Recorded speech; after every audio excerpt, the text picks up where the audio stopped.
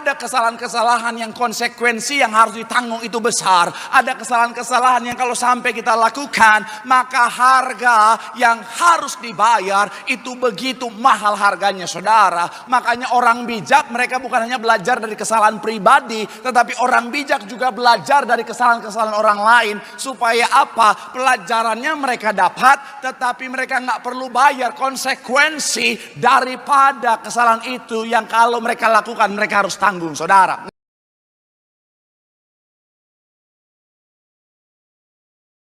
Sama-sama berikan tepuk tangan sorak-sorai yang paling meriah buat Tuhan. Haleluya, haleluya, haleluya, haleluya, haleluya.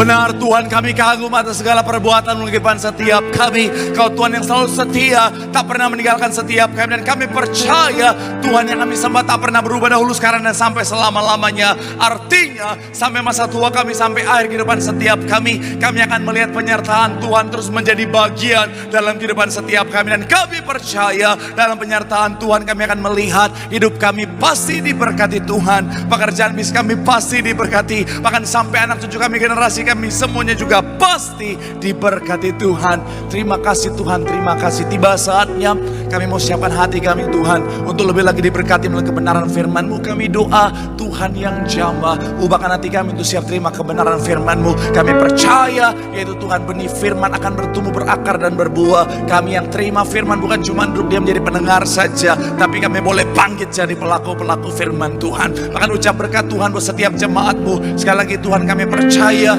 semuanya akan menjadi orang-orang yang membawa image Tuhan kemanapun mereka berlangkah. Bahkan untuk hamba-Mu, urapi Tuhan, sucikan, layakan untuk bungkus di balik kaki salib-Mu Tuhan. Jika dosa mohon ampun, kelemahan tubuh Kau yang berikan kekuatan. Hamba terbatas, tanpa Tuhan gak bisa apa-apa, tanpa Tuhan gak layak, tanpa Tuhan. Tapi dalam pengurapan Tuhan ada kekuatan yang baru. Tuhan sanggup bukan yang biasa, dia luar biasa. Yang lemah jadi kuat, yang tidak layak jadi layak, itu jadi berkat bagi setiap jemaat-Mu. Sekali lagi benar-benar semua yang hadir, semuanya diberkati Tuhan. Berbicaralah, berfirman bagi setiap kami, karena kami siap untuk mendengarkannya dalam nama Yesus. Mari yang siap diberkati dengan sukacita sama-sama kita katakan amin. Tepuk tangan yang paling meriah buat Tuhan. Silakan duduk saudara. Terima kasih buat setiap rekan-rekan yang sudah melayani dengan luar biasa. Dan dari mimbar ini saya mau sampaikan salam damai sejahtera. Shalom. Sekali lagi shalom. Haleluya. Dalam Tuhan ada sukacita, dan di mana ada sukacita pasti ada senyuman di wajahnya. Boleh sama-sama berikan senyuman yang paling manis, jumpai kanan kirimu, depan belakangmu, katakan mari bersukacita dalam Tuhan.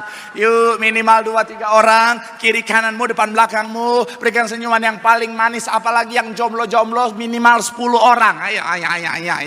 Minimal 10, haleluya. Supaya datangnya single, pulangnya ganda campuran, saudara. Haleluya, haleluya. Iya dong, udah jomblo jual mahal lagi, lama-lama lagi. Habis itu Tuhan, why? Malaikat bilang, lu yang lama, katanya saudara. Saya mau bilang ya, jodoh memang gak kemana. Tapi kalau gak kemana-mana, mau ketemu di mana itu jodoh. Haleluya. Sekali lagi boleh senyum kanan kiri. Katakan mari bersukacita dalam Tuhan. Tepuk tangan yang paling meriah dulu buat Tuhan. Haleluya. Saya senang bisa jumpa saudara. Saya melihat semangatnya luar biasa. Saya melihat kesetiaannya luar biasa. Di saat orang lain lebih memilih untuk libur karena long weekend, tetapi saudara datang cari Tuhan. Artinya apa? Saudara orang-orang yang sungguh-sungguh cinta Tuhan. Dan saya mau bilang saudara, kabar baiknya orang yang cinta Tuhan, setia sama Tuhan, janji Tuhan, hidupnya anak cucunya pasti diberkati Tuhan. Tepuk tangan sekali lagi yang paling meriah dulu buat Tuhan. Haleluya. Sama-sama bilang sama saya, aku pasti diberkati Tuhan. Anak cucuku pasti diberkati Tuhan. Bilang kanan kirimu, kamu juga pasti diberkati Tuhan. Bilang sama yang ngomong, semangat. Sekali lagi tepuk tangan sorak-sorai yang paling meriah buat Tuhan. Haleluya. Yuk langsung saja yang bawa Alkitab. Kita mau angkat Alkitab kita. Alkitab juga boleh, Alkifon juga boleh. Yang gak bawa Alkitab angkat tangan juga boleh. Sama-sama dengan iman percaya. Sama-sama kita katakan dalam nama Tuhan Yesus, aku percaya Alkitab ini adalah firman Tuhan. Setiap kata kalimatnya sanggup memberkati aku. Dan hari ini aku pasti diubahkan, aku pasti dipulihkan dalam nama Tuhan Yesus. Sama-sama kita katakan Amin. 1 Samuel pasal yang ke-13 ayat 13 sampai 14. Dua ayat pembuka sebagai pengantar juga dalam pembahasan kita hari ini, Saudara. 1 Samuel pasal yang ke-13 ayatnya yang ke-13 sampai 14. Yang sudah di sana boleh bilang haleluya. Yuk sama-sama kita baca 3. Ya, kata Samuel kepada Saul, perbuatanmu itu engkau tidak mengikuti perintah Tuhan Allahmu yang diperintahkannya kepadamu. Sebab sedianya Tuhan apa? Untuk ayat 14 dikatakan apa? Tetapi sekarang kerajaanmu apa? Tuhan telah memilih seorang yang apa? Berkenan di hatinya, dan Tuhan telah apa? Menunjuk dia menjadi raja atas umatnya, karena engkau tidak apa? Tuhan kepadamu. Nah, Saudara, hari ini Saudara, kalau Saudara hadir 2 minggu kemarin berturut-turut, Saudara masih tahu pasti bicara tentang apa yang kita bahas masih dalam satu tema besar, yaitu bicara tentang mistake atau bicara tentang kesalahan. Sama-sama bilang sama saya mistake. Sama-sama bilang sama saya kesalahan. Amin. Seperti opening minggu lalu, Saudara, saya sudah bahas bicara tentang namanya manusia. Saudara dan saya, kita nggak lepas dari yang namanya kesalahan. Namanya manusia, kita nggak bisa lepas dari yang namanya kesalahan. Kesalahan sangat mungkin terjadi. Kesalahan sangat mungkin kita lakukan, Saudara. Dan dari kesalahan itulah akhirnya apa? Saudara dan saya kita bisa belajar. Tapi begini, Saudara, ada kesalahan-kesalahan yang konsekuensi yang harus ditanggung itu besar. Ada kesalahan-kesalahan yang kalau sampai kita lakukan, maka harga yang harus dibayar itu begitu mahal harganya, Saudara. Makanya orang bijak, mereka bukan hanya belajar dari kesalahan pribadi, tetapi orang bijak juga belajar dari kesalahan-kesalahan orang lain. Supaya apa? Pelajarannya mereka dapat, tetapi mereka nggak perlu bayar konsekuensi daripada kesalahan itu yang kalau mereka lakukan mereka harus tanggung, Saudara. Nah, dan beberapa minggu ini, Saudara, sama seperti minggu ini, Saudara, hari ini juga kita akan bahas part yang ketiga, kesalahan-kesalahan tokoh Alkitab yang perlu kita hindari. Supaya apa? Supaya kita tidak melakukan kesalahan yang sama. Pertama kali kita sudah bahas tentang Ahab. Yang kedua kita sudah belajar tentang salah seorang yang sangat terkenal, yang orang Kristen gak mungkin kasih nama anaknya itu. Siapa? Waduh, itu saya percaya sampai hari ini gak ada orang Kristen kasih nama anaknya Yudas Iskariot, Saudara. Ada orang nama di sini Yudas Iskariot. Oh, saya percaya kalau ada yang kasih nama anaknya Yudas Iskariot, sampai Tuhan sudah datang kedua kali bakalan dibenci anak itu, Saudara. Iya, makanya nggak ada orang kasih nama Yudas. Tetapi kali ini kita akan bahas satu nama, satu tokoh dalam Alkitab yang saya percaya banyak sekali orang Kristen kasih nama anaknya ini adalah Daud atau David. Dan saya percaya semua dalam ruangan ini pasti punya kenalan yang namanya Daud atau David. Minimal 2 orang. Pertanyaan saya, ada nggak di ruangan ini yang tidak kenal orang nama Daud atau David? Tuh nggak ada. Tapi tadi di Sarbini ada satu orang wanita diangkat tangan. Dalam hati saya, ini wanita kayaknya nggak kemana-mana dia. Kenapa? Karena nama Daud banyak dipakai. Wih, saya aja punya banyak teman nama David. Koordinator aja namanya Pak David, Saudara. Makanya saya sangat percaya dalam ruangan ini ada satu orang, nama minimal satu orang namanya Daud atau David. Yang namanya Daud atau David boleh angkat tangan. Oh, ada, puji Tuhan, walaupun dipaksa. Tapi saya sangat percaya diri. Kenapa? Karena tim saya salah satunya namanya David Hutapea. Halakita do. Saya mau bilang, Saudara, ada banyak orang memberi nama anaknya David atau Daud. Kenapa? Karena memang Daud adalah tokoh yang luar biasa. Dia adalah penyembah yang luar biasa. Seorang raja yang luar biasa. Bahkan Alkitab mencatat dari apa yang kita baca ayat 14 tadi dikatakan apa? Daud adalah pribadi yang berkenan di hati Tuhan. Sama-sama bilang sama saya berkenan. Saya mau bilang saudara, berkenan di hati atasan aja begitu sukacita, apalagi berkenan di hati Tuhan saudara. Daud adalah pribadi yang luar biasa, orang yang berkenan di hadapan Tuhan, di hatinya Tuhan. Tapi saya mau bilang saudara, sayangnya orang yang berkenan di hatinya Tuhan ini melakukan kesalahan yang fatal. Dan saya mau bilang saudara, apa yang dia lakukan sangat jahat di mata Tuhan. Coba kita lihat Alkitab kita saudara, yaitu di 2 Samuel 12 ayat 9 dikatakan apa? 2 Samuel 12 ayat yang ke-9 boleh munculkan di layar saudara. Sama-sama kita baca Alkitab kita. 3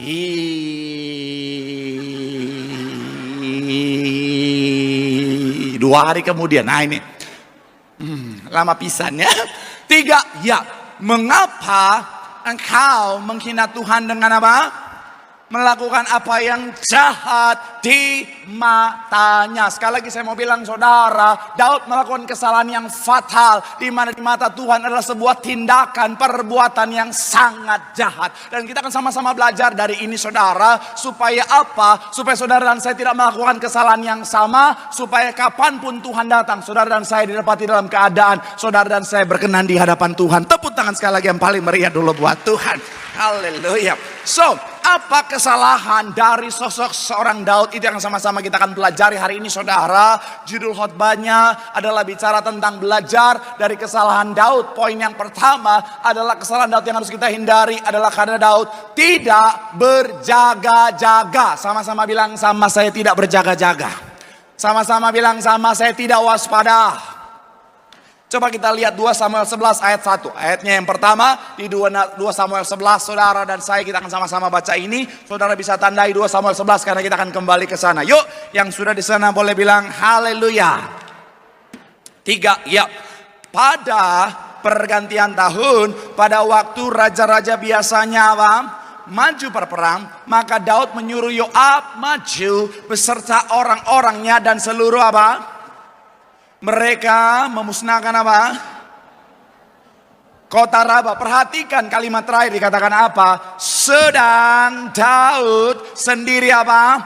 Tinggal di Yerusalem. Saya mau bilang saudara, beberapa referensi mencatat bahwa ini adalah tahun ke-12 Daud menjadi seorang raja. Sekali lagi ini adalah tahun ke-12 Daud menjadi seorang raja. Dan pada biasanya yang namanya Daud ini saudara selama 12 tahun dia menjadi raja, dia selalu ikut peperangan. Setiap perang dia akan selalu ikut. Kenapa? Karena memang ini sudah menjadi tradisi raja Israel sejak dari Saul. Jadi Saul selalu ikut, tidak pernah absen dalam peperangan. Dan Daud pun demikian, selama 12 tahun Daud selalu ikut di dalam peperangan. Tetapi anehnya dan sangat disayangkan, di dalam tahun yang ke-12 ini saudara, Daud tidak pergi berperang, malah dia suruh yaitu Yoab maju bersama dengan seluruh prajurit dan juga seluruh orang Israel. Dia sendiri hanya tinggal di istananya di Yerusalem. Dan saya mau bilang saudara, dalam keadaan tanpa siaga perang inilah Daud mengabaikan pertahanan dirinya. Akhirnya apa? Daud dalam kondisi tidak berjaga-jaga. Saya mau bilang saudara, siapapun kita, kalau kita tidak berjaga-jaga, kita bisa ngalamin yang namanya kejatuhan. Katakan amin dulu saudara.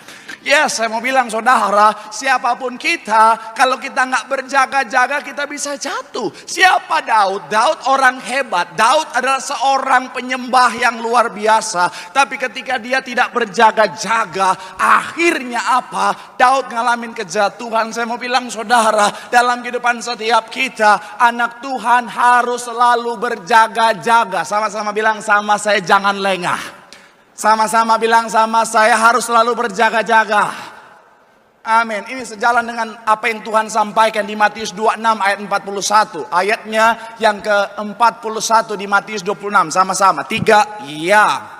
Berjaga-jagalah dan berdoalah supaya kamu jangan jatuh ke dalam roh. Memang penurut tetapi apa?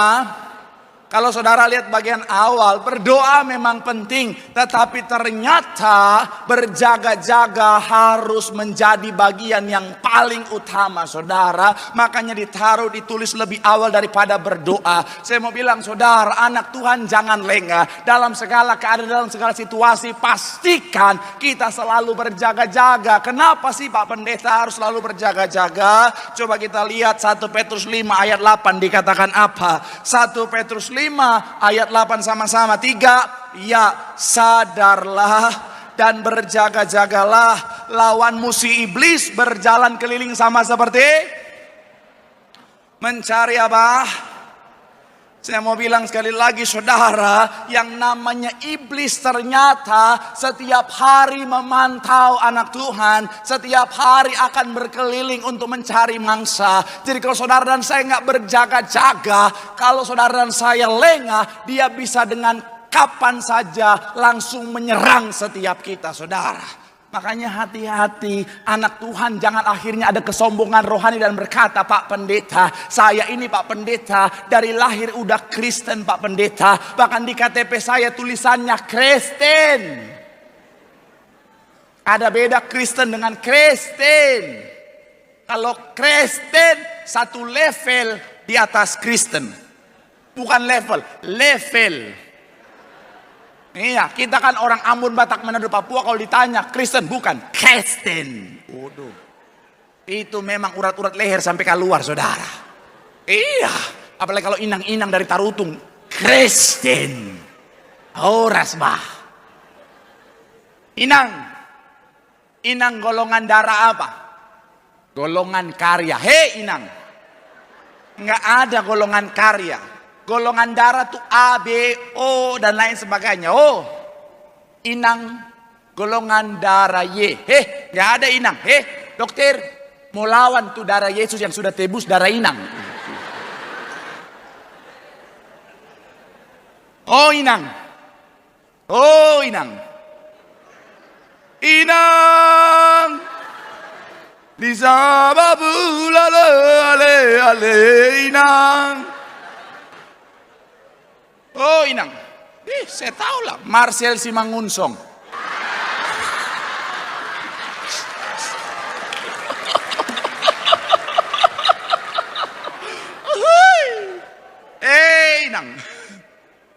Inang. Oh berarti Inang punya darahnya darah O. Loh, kenapa darah O? Karena darah Yesus itu darah O. Hah? Kok bisa tahu? Ada lagunya Inang. Oh darah Tuhanku. Ini enggak alkitabiah, jadi jangan ditiru ya. Tapi sekali lagi saya mau bilang, saudara, oh udah ngaku, saya ini orang Kristen.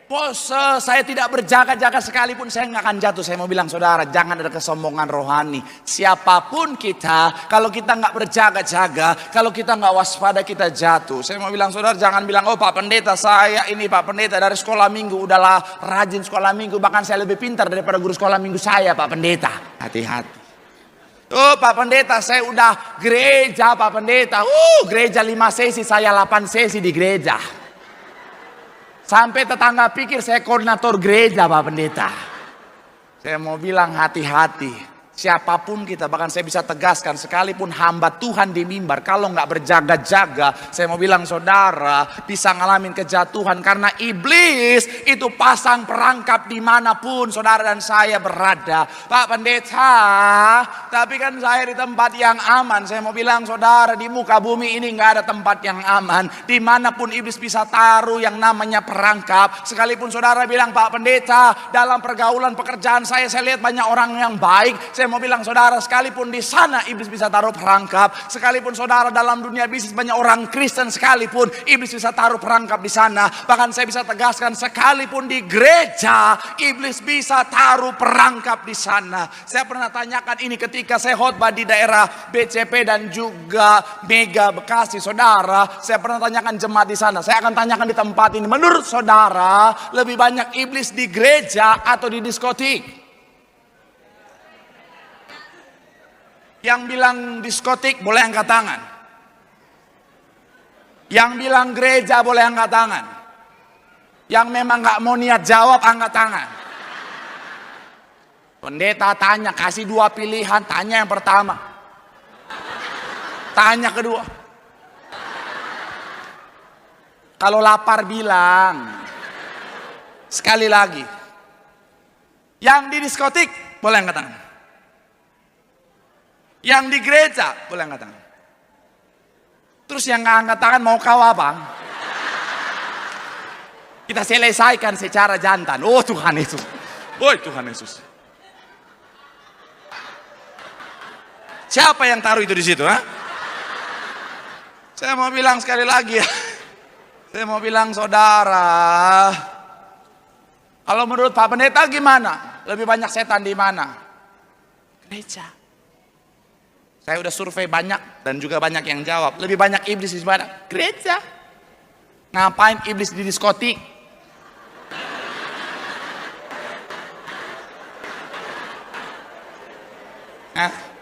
Ngapain iblis di diskotik? Udah iblis semua di sana.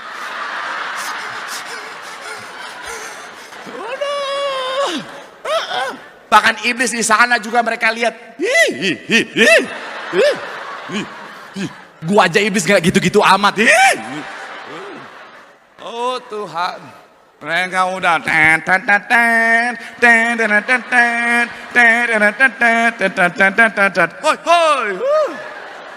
udah pulang dari diskotik jam 5 subuh, jam 6 langsung cuci muka ke gereja dulu ibadah pagi.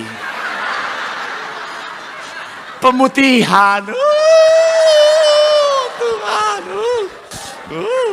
Bukan main. Tapi di sini nggak ada. Nggak ada yang ngaku maksudnya. Saya mau bilang saudara, justru di gereja. Kenapa? Karena tujuan iblis mau menjatuhkan anak Tuhan. Makanya saya mau bilang saudara, sekalipun saudara dan saya di gereja, pastikan saudara dan saya berjaga-jaga. Katakan amin. Sama-sama bilang sama, saya selalu berjaga-jaga. Sama-sama bilang sama, saya selalu waspada. Amin. Kenapa? Karena kalau saudara dan saya nggak berjaga-jaga, saudara dan saya nggak waspada, iblis bisa masuk menyerang saudara dan saya, baik hati maupun pikiran kita, saudara. Makanya kadang-kadang saudara dan saya kalau kita nggak waspada, kita nggak berjaga-jaga pikiran kita, saudara. Kadang-kadang saudara dan saya mungkin saudara lagi lihat pendeta lagi khotbah, saudara lihat lagi pendeta lagi menyampaikan firman Tuhan. Tapi kalau saudara nggak berjaga-jaga dalam konteks pikiranmu, iblis bisa masuk dan ingatkan apa? Hei, musim hujan, jemuran udah angkat atau belum? Hei, kompor udah dimatiin atau belum? Lagi dengar firman, lagi lihat pendeta, tiba-tiba iblis bicara. Coba lihat itu ibu-ibu yang di depan sana. Sanggulnya 2 meter, itu 2 meter.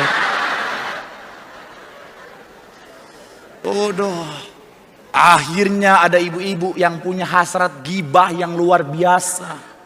Mulai lagi dengar firman, tapi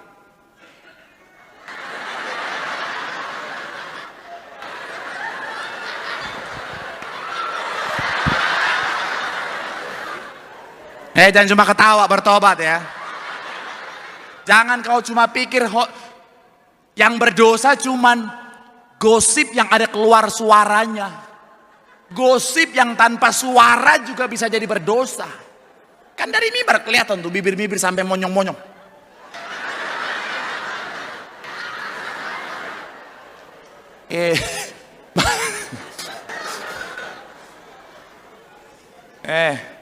Makanya saya mau bilang ya,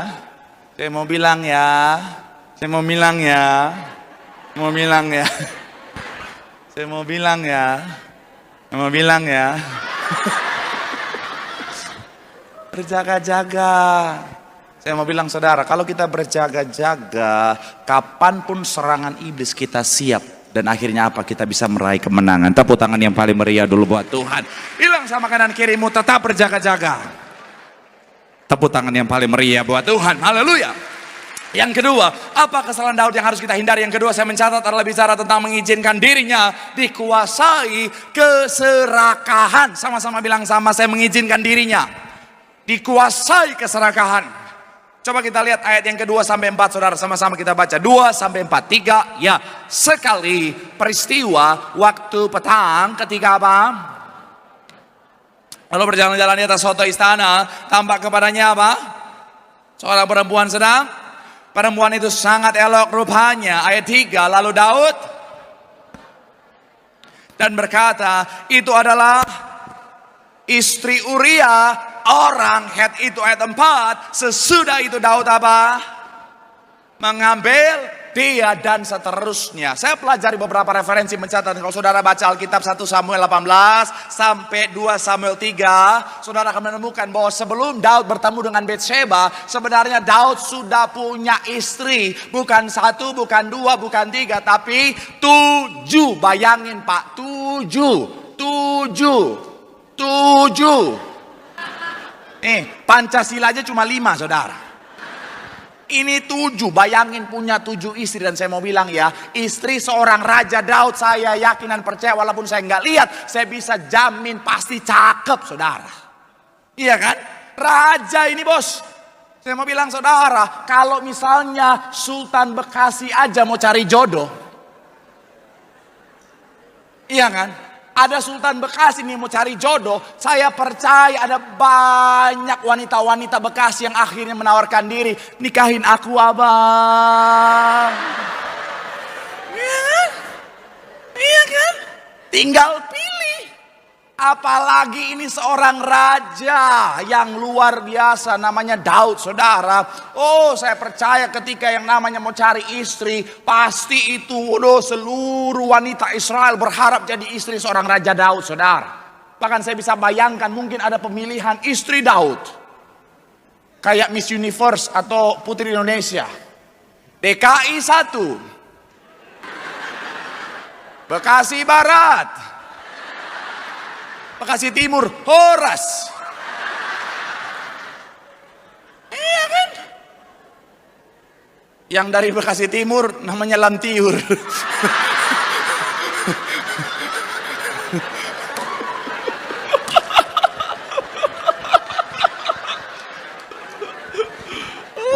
Lantiur tuh artinya bagus. Cahaya.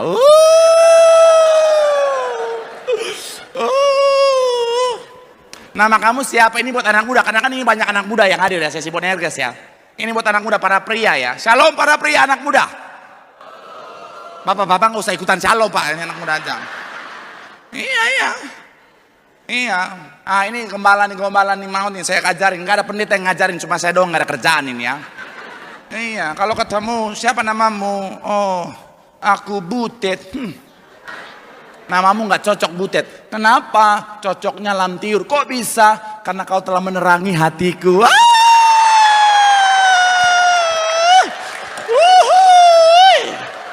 Langsung. Abang, tanda tangan sinamot dulu abang.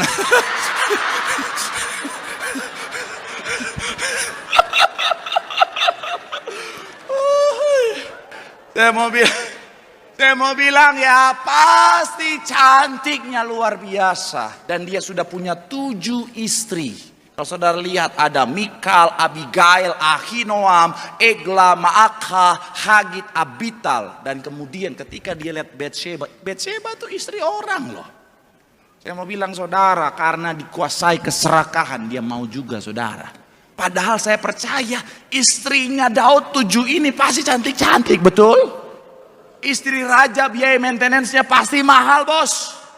Tiap hari manicure, pedicure, lulur. Perawatannya pasti yang mahal. Nggak mungkin skincare-nya yang murah bos. Minimal made in Korea, annyeonghaseyo. Nggak mungkin pakai lengkuas. Apalagi Doris, nggak mungkin. Make up-nya mahal. Nggak mungkin Viva Vanbo, nggak mungkin.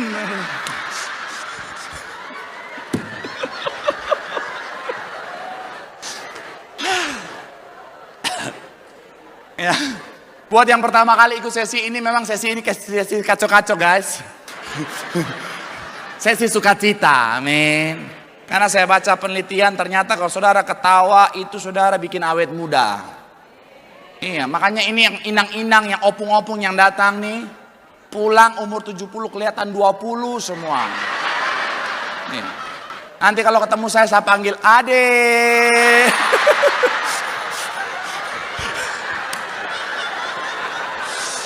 Aduh. Padahal saya rencana mau serius loh sesi ini loh. Cuman jemaat Betos terlalu lucu. Saya mau bilang sekali lagi saudara, saya percaya cantik, tapi sekali lagi orang kalau sudah dikuasai keserakahan nggak akan pernah bisa terpuaskan saudara. Makanya gambar pertama yang saya pernah sampaikan ketika bahas di poin yang pertama saudara, atau di bagian yang pertama, bicara tentang perut orang serakah layaknya tak punya dasar yang tak akan pernah bisa puas. Artinya apa? Kalau yang kita mau puaskan adalah keserakahan, makanya nggak akan pernah yang ngalamin yang namanya kepuasan saudara. Makanya sekali lagi saya mau bilang saudara, bicara tentang keserakahan, hati-hati dengan keserakahan. Sama-sama bilang sama saya, keserakahan itu berbahaya. Ada quotes dari Jim Rohn, dia bilang begini saudara, bicara tentang keserakahan, ada dua hal yang menjadi pembunuh dari yang namanya kesuksesan.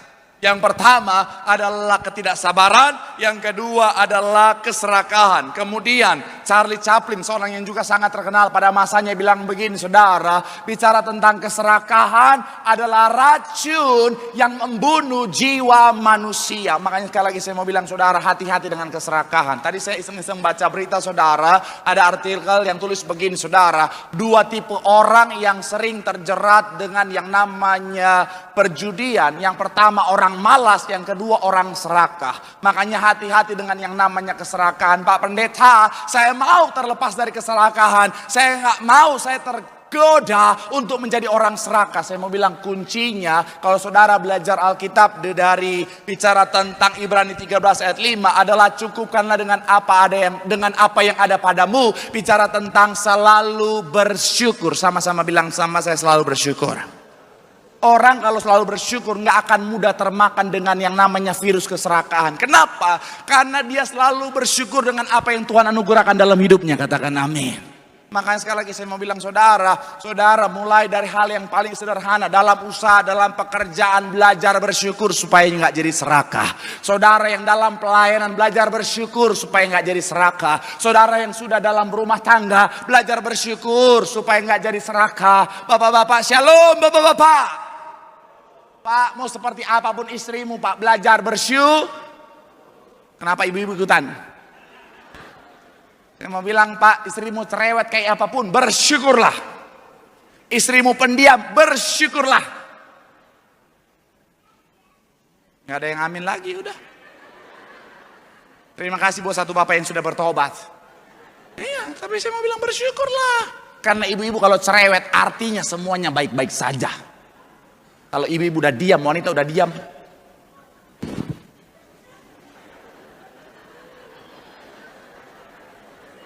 Mama kenapa? Enggak apa-apa. Apalagi kalau mama kenapa? Cari tahu aja sendiri. Udah, mendingan pura-pura mati. Shalom ibu-ibu. Bu, belajar bersyukur bu. Kalau udah punya suami bu, bersyukur bu. Sekalipun suamimu galak, pelit lagi, bersyukur aja bu. Karena saya mau bilang saudara ya, suamimu yang galak dan pelit itu adalah idaman mereka yang sementara berharap pasangan hidup. Jangan hahe-hahe. Masih banyak jemaat yang berharap pasangan hidup loh. Mending yang anak-anak muda. Ada seorang ibu saya lihat 60-an maju. Saya lihat kalau nggak asam urat, darah tinggi, kolesterol ini. Ya biasa kan doa begitu ya. Oh ini ibu-ibu asam urat, kolesterol, darah tinggi nih. Tapi ketika dia maju, Pak Pendeta minta doa. Iya, ada apa ibu? Minta jodoh. Kemana aja? Iyalah. Jadi makanya bersyukurlah, disayangilah suamimu itu. Amin. Itu kan cuma dikit yang depan doang, yang amin belakang. Pak Pendeta kita mau tukar tambang, nggak boleh. Udah bersyukur aja. Jangan udah punya suami, katanya bersyukur, tapi masih komen-komen, masih like di Instagramnya Mayor Teddy.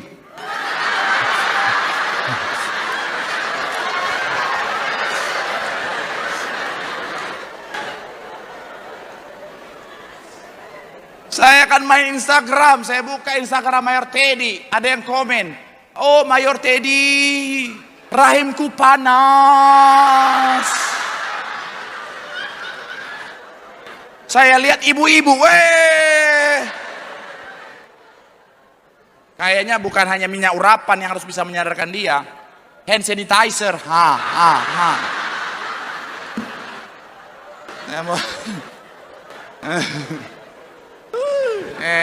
bukan cuma orang tua, anak muda. Shalom anak muda. Belajar bersyukur ya. Kalau mulai dari pacaran udah satu-satu aja lah. Jangan udah punya satu, tambah terus.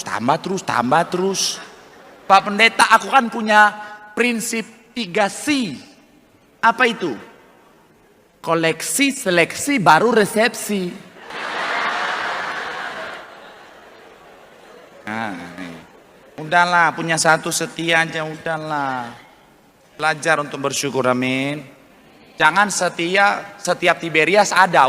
Bahaya, jangan. Udahlah, satu aja, amin.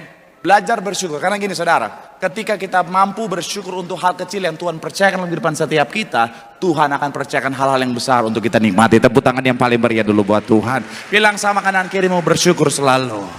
Tepuk tangan yang paling meriah buat Tuhan. Yang terakhir saudara, yang terakhir. Sebelum kita masuk pada poin yang terakhir, ada satu quote sebelum saya tutup tadi, sebelum yang kita bahas tadi saudara, bicara tentang belajarlah bersyukur dalam segala hal. Karena pekerjaanmu yang berat hari ini adalah impian bagi mereka. Ada yang dibuat tadi, yang tim saya sudah buat. Boleh yang satu lagi, yang warna biru. Nah, pekerjaanmu yang berat adalah impian buat mereka, dari mereka yang sementara mencari pekerjaan. Rumahmu yang kecil, yang RSSSSSSSS itu. Rumah sangat sempit, selonjor saja susah sekali. Adalah impian bagi mereka yang belum punya rumah. Kemudian apa? Hartamu yang sedikit adalah impian mereka yang sementara terlilit hutang. Anakmu yang kau bilang nakal itu adalah impian mereka yang sementara merindukan keturunan. Bahkan hal yang kau nggak syukuri adalah impian mereka yang sementara mengharapkan apa yang kau miliki. Jadi bersyukurlah bahkan dengan sendal jepit yang kau miliki. Karena di luar sana bahkan ada orang yang gak punya kaki, saudara. Jadi belajar bersyukur. Bilang kanan kirimu, bersyukur lu. Bilang sampai ngomong, lu juga jangan ngomong doang. Tepuk tangan yang paling meriah buat Tuhan. Yang terakhir, apa kesalahan dari seorang Daud yang harus kita hindari? Daud merancangkan kejahatan dengan niat jahat. Sama-sama bilang, sama saya merancangkan kejahatan dengan niat jahat. Kalau saudara baca 2 Samuel 11 ayat 5 sampai 9. Jadi setelah Betsheba mengandung, Daud takut. Jadi dia pikir apa yang harus aku lakukan? Dia suruh Uria pulang dari medan peperangan supaya Betsheba dan Uria bisa bersama-sama, supaya nggak ketahuan bahwa dia yang mengambil Betsheba. Tapi ketika Uria pulang, ternyata dia nggak pulang ke rumah, dia tidur di depan gerbang istana raja. Akhirnya nggak ada celah untuk bilang itu anak Uria. Nggak sampai di situ, Daud merancangkan sebuah kejahatan yang dipenuhi dengan niat jahat. Ayat 14-15 bilang begini, saudara. Boleh munculkan. Paginya Daud apa? Mengirimkan dengan perantara Uria. Bayangin, yang kirim surat itu Uria dari Daud. Yang bawa suratnya Uria. Isinya begini, saudara. Dituliskannya apa? Dalam surat itu demikian. Tempatkanlah apa? Kemudian kamu mengundurkan diri daripadanya supaya apa? Betapa jahatnya niat seorang Daud, saudara. Kenapa saya tegaskan bicara tentang merancangkan kejahatan dengan niat jahat? Karena ada orang merancangkan kejahatan tapi niatnya nggak jahat, saudara. Loh, maksudnya gimana Pak Pendeta? Ada orang mungkin dia rancangan kejahatan, tapi sebenarnya niatnya baik. Tuhan, kalau saudara baca Daud, prosesnya Tuhan seperti rancangan kejahatan, Tuhan ambil kedua anak Daud. Tapi tujuan Tuhan adalah baik untuk supaya Daud itu bertobat. Saya punya adik saudara, ketika dia awal-awal merantau ke Jakarta, saya merancangkan sebuah kejahatan. Saya telepon mama saya.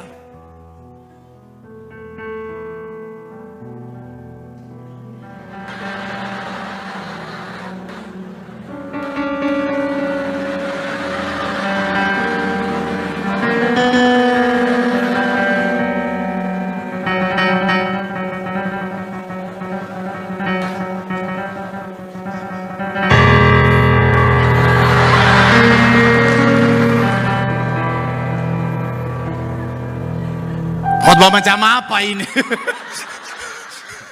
Tapi saya telepon mama saya bilang, Brahma Kumbara, salah. Saya bilang, Mami, jangan bantu adik. Jahat nggak saya? Jahat.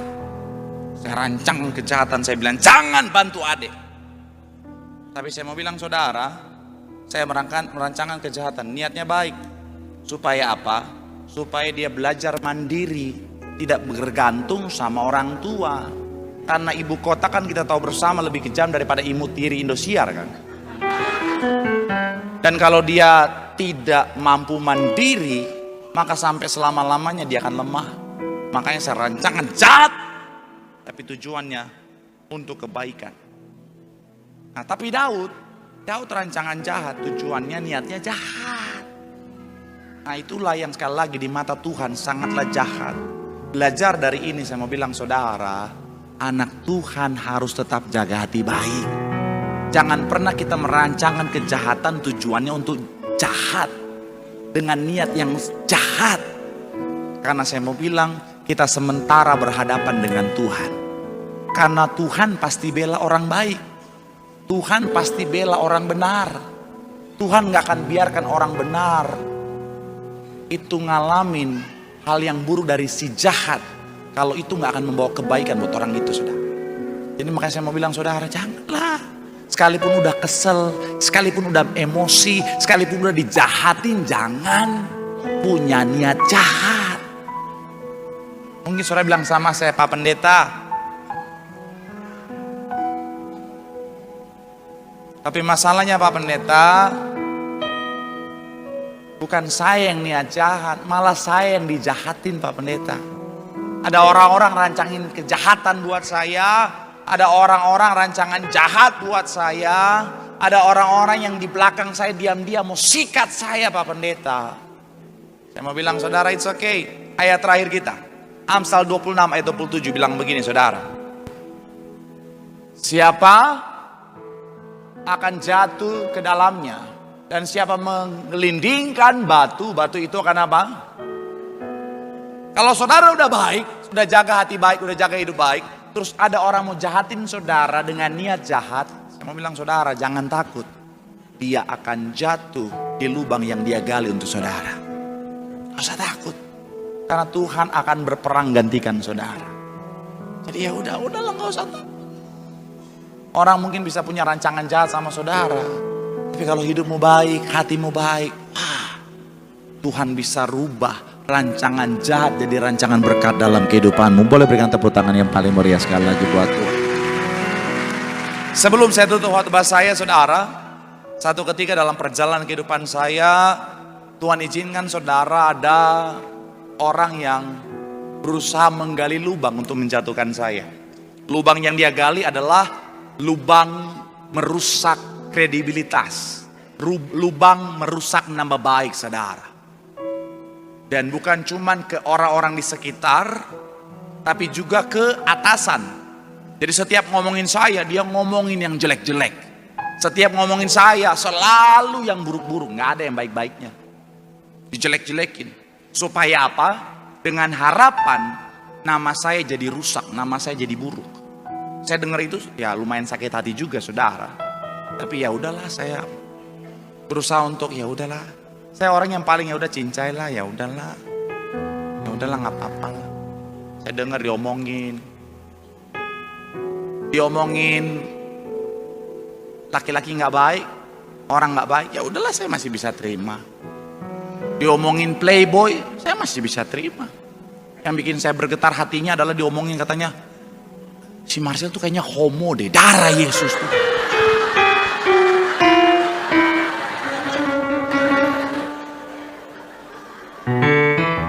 Sampai saya berkaca, kurang maco apa wajahku ini. Tapi ya udahlah, dijelekin. Tapi akhirnya apa saudara? Malah justru awalnya dia berharap nama saya rusak dan saya dibenci oleh pimpinan, malah berubah. Malah akhirnya Tuhan kasih hikmat kepada pimpinan untuk melihat, oh yang jahat ternyata orang ini yang suka ngomongin jelek. Si Marcel gak pernah ngomongin jelek-jelekin siapapun. Akhirnya apa? Dia jatuh di lubang yang dia gali untuk saya. Maka sekali lagi saya mau bilang saudara, jangan pernah rancangan jahat untuk orang lain. Dan kalaupun orang rancangan jahat untuk saudara, tetap jadi orang baik. Karena kau akan melihat tangan Tuhan yang membela, memberikan kemenangan. Tepuk tangan sekali lagi yang paling meriah buat Tuhan. Bilang sama kanan kirimu, tetap jadi orang baik.